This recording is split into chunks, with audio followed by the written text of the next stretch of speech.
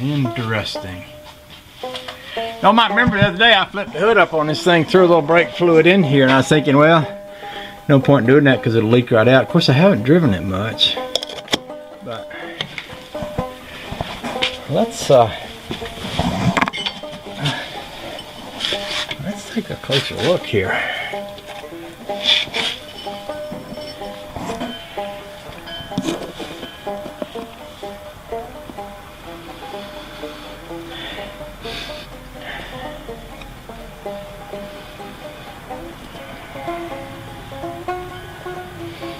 I'm wondering if that's a wheel cylinder instead of a brake cylinder. Brake fluid has its own smell. I'll show you what it smells like. Those of y'all who can smell through YouTube.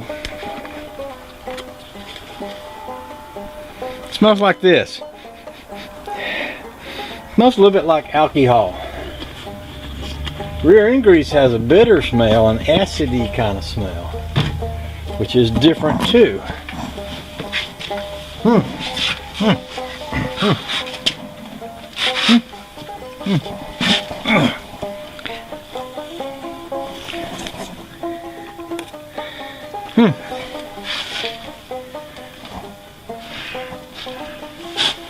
This smell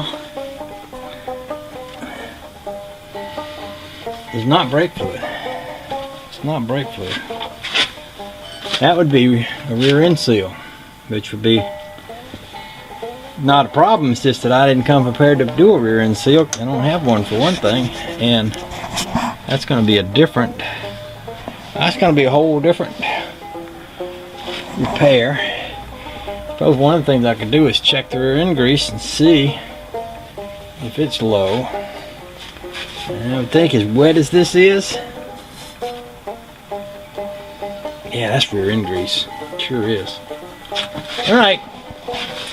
Well, the good thing about that is I don't really have to do that. I can fill that thing full of rear end grease and drive it leaking for a while, because I ain't going nowhere further than around the yard here. So, let's get under it. And we'll fill that rear end with grease.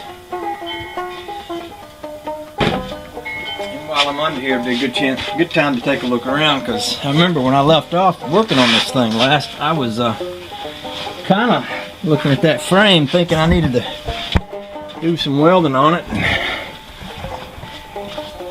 and I never did. So